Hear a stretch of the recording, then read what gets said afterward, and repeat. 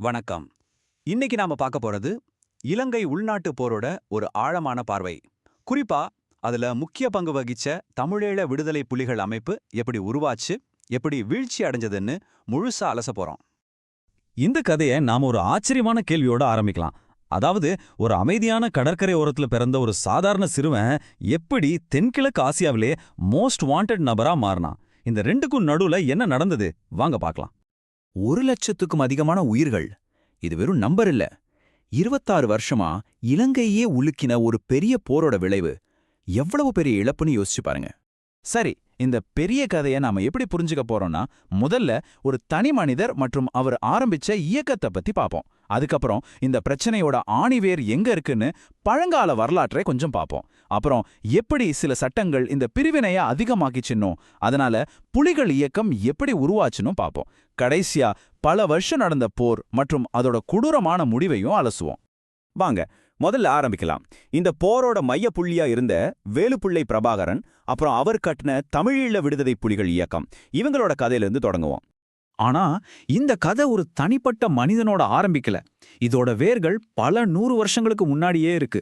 பலவிதமான இடப்பெயர்வுகள், ராஜ்யங்கள், அப்புறம் காலனி ஆதிக்கம்னு ஒரு பெரிய வரலாறு இதுக்கு பின்னாடி இருக்கு. இப்ப நீங்க பாக்குறது இலங்கை சுதந்திரம் வாங்கினப்போ அங்க இருந்த மக்கள் தொகை கணக்கு. பாருங்க, 70% சிங்கள மக்கள் பெரும்பான்மையா இருந்தாங்க. அதே சமயம் இலங்கை மற்றும் இந்திய தமிழர்களும் ஒரு குறிப்பிடத்தக்க சிறுபான்மையினரா இருந்தாங்க. சொல்லப்போனா இந்த கணக்கு தான் பின்னாடி வரப்போற எல்லா பிரச்சனைக்கும் அஸ்திவாரம் போட்டது. ஏற்கனவே இருந்த இந்த சின்ன விரிசல் பிரிட்டிஷ்காரங்க வந்ததும் ஒரு பெரிய பிழவா மாறிடுச்சு. ஏன்னா அவங்களுடைய நிர்வாக வசதிக்காக கல்வி, அரசு வேலைகள்ல தமிழ் சிறுபான்மையினருக்கு அதிக முக்கியத்துவம் கொடுத்தாங்க. இது இயற்கையாவே பெரும்பான்மை சிங்கள மக்கள் மனசுல ஒரு பெரிய அதிருப்தியை உண்டாக்கிச்சு. பிரிட்டிஷ்காரங்க போனதும் ஆட்சி சிங்கள பெரும்பான்மை கைக்கு வந்தது. அப்போதான் அந்த அதிருப்தியெல்லாம் ஒன்னு சேர்ந்து வரிசையா சில சட்டங்களா மாற ஆரம்பிச்சது. அதுதான் இந்த போருக்கான ஆரம்ப புள்ளி. முதல்ல வந்த அடி 1948 குடியுரிமை சட்டம். இந்த ஒரே ஒரு சட்டத்தால பிரிட்டிஷ்காரங்க தேயிலை தோட்டத்துல வேலை செய்ய கூட்டிட்டு வந்த 7 லட்சத்துக்கும் அதிகமான இந்திய வம்சாவளி தமிழர்கள் ஒரே ராத்திரியில நாடில்லாதவங்களா ஆக்கப்பட்டாங்க. அடுத்ததா அவங்களோட அடையாளத்தையே தாக்குற மாதிரி ஒரு சட்டம் வந்தது, சிங்களம் மட்டும் சட்டம். அதாவது சிங்கள மொழி மட்டும்தான் இலங்கையோட அதிகாரப்பூர்வ மொழி. இதனால தமிழ் பேசுறவங்களுக்கு அரசு வேலை, உயர்கல்வின்னு எல்லாமே கேள்விக்குறியாச்சு. இதுக்கு எதிரா அமைதியா போராடினவங்களுக்கு கிடைச்சது என்னவோ வன்முறைதான். இந்த கொள்கை குறிப்பா இளைஞர்களோட எதிர்காலத்தையே கேள்விக்குறியாக்கிடுச்சு. நல்ல மார்க் எடுத்த தமிழ் மாணவர்களுக்கு கிடைக்க வேண்டிய இடம் சிங்கள மாணவர்களுக்கு கொடுக்கப்பட்டுச்சு. பிரபாகரன் மாதிரி பல இளைஞர்களுக்கு இனிமே பேசி பயனில்லைன்னு தோண ஆரம்பிச்சதுக்கு இது ஒரு முக்கிய காரணம். இப்படி ஒன்னு மேல ஒன்னா வந்த புறக்கணிப்புகளும் அடக்குமுறைகளும் தான் அமைதியான வழியில தீர்வு கிடைக்காதுன்னு பலரையும் நம்ப வச்சது. அதுதான் ஆயுத போராட்டத்துக்கு வழி செஞ்சது.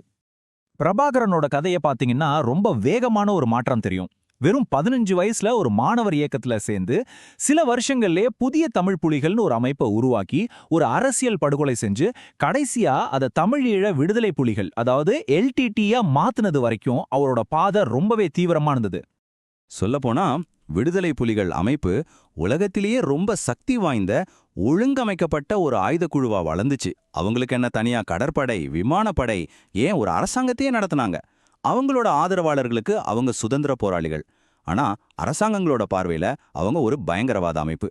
சரி, இப்ப நாம அந்த போரோட காலகட்டத்துக்குள்ள போலாம். அதாவது கிட்டத்தட்ட 1/4 நூற்றாண்டுக்கும் மேல நீடிச்ச ஒரு பயங்கரமான போர், ஒரு நாட்டையே புரட்டி போட்டது.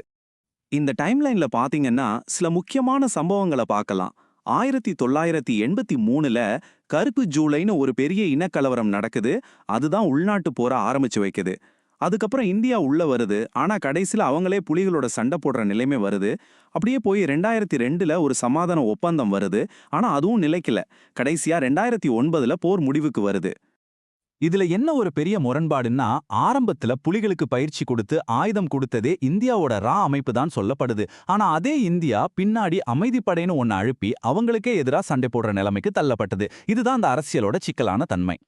போரோட கடைசி கட்டம், அதாவது 2008, 2009 காலகட்டம் ரொம்பவே கொடூரமா இருந்துச்சு. இதுதான் புலிகளோட முழுமையான வீழ்ச்சிக்கு காரணமா அமைஞ்சது. 40,000. இது வெறும் ஒரு நம்பர் இல்ல. போரோட கடைசி சில மாசங்கள்ல மட்டும் கொல்லப்பட்ட பொதுமக்களோட தோராயமான எண்ணிக்கை இது. யோசிச்சு பாருங்க, எவ்ளோ பெரிய மனித இழப்புன்னு. பொருளாதார ரீதியா பாத்தீங்கன்னா இந்த போருக்கான செலவு கிட்டத்தட்ட $200 பில்லியன்.